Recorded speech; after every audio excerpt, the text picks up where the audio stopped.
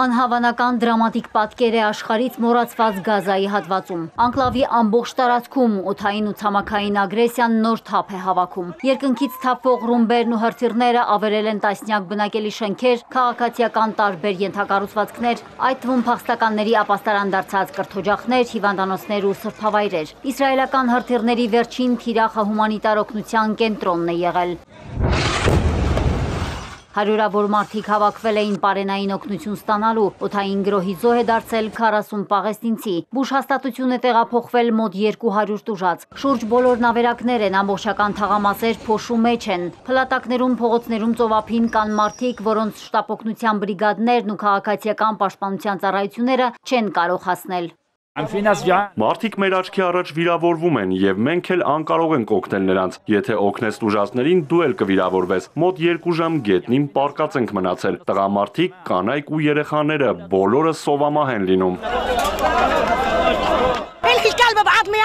Մենք ձեզ համար շներ ենք, մեզ հետ խաղում եք, ինչպես շները ոսկորի հետ։ Այն ամենն, ինչ տեղի է ունենում այս ժողովրդի հետ, ամոթալի է։ Մի կտոր հացի համար պայքարը բազմաթիվ կյանքեր է արժենում, նույն փողոցի վրա սնունդ են բաժանում եւ դիակներ կուտակում։ Եղբայրս գնաց, որպեսզի սնունդ հայթայթի այս փոքրիկի համար։ Ինչու նրանք սպանեցին նրան։ Ինչու են մարդկանց ասում եկեք օգնություն ստացեք, որպեսզի հետո դավաճանաբար սպանեն։ Այնինչ անում են մեզ հետ մեծ մեղք է։ Ինչ պետք է ասեմ երեխային, երբ հոր մասին հարցնի։ Մարդիկ քաջ գիտակցում են, որ հումանիտար օգնության կետերը ոչ թե սովից փրկվելու համար են, այլ դրանք մահվան ճիրաններ են։ Մարդիկ սովից մահանում են, սնունդ ստանալու միակ վայրն այս վտանգավոր կետն է։ Սա մարդասիրական օգնության կետ չէ, սա սպանդանոցի թակարդ է։ Կրակահերթերը շատ ինտենսիվ են։ Հենց հիմա իմ կողքին մի մարդու կրակեցին։ Երբ ինչ-որ մեկին սպանում են, ոչ ոք մահացածին չի տեղափոխում։ Ամենուր դիերի կույտեր են։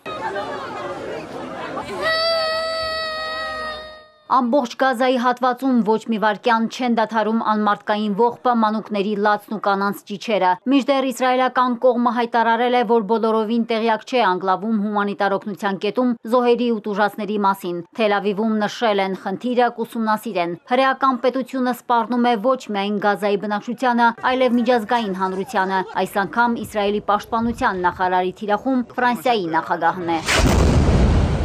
Մեզ պատժամիջոցներով մի սպառնացեք, չեք կարող ծնկի բերել մեզ, որովհետև Իսրայել պետությունն իր գլուխը չի խոնարհում սպառնալիքի առաջ։ Մենք հաղթանակած ժողովուրդ ենք։ Մենք կշարունակենք մեր հզոր պայքարը մինչև հասնենք վերջնական հաղթանակի։ Էմանուել Մակրոնն ասել էր, որ Ֆրանսիան ստիպված կլինի խստացնել հավաքական դիրքորոշումը, եթե Գազայում հումանիտար շրջափակումը շարունակվի։ Հրեական պետությունը ոչ միայն անտեսում է միջազգային հանրության ճնշումն ու քննադատությունը, այլև շարունակում ընդլայնել իր աշխարհագրական տարածքները։ BB-ի վարչակազմը նոր բնակավայրեր է կառուցում իսրայելցիների համար, դա անվանելով պատմական իրադարձություն։ Մարիկ Օստանյան, Էպիկենտրոն։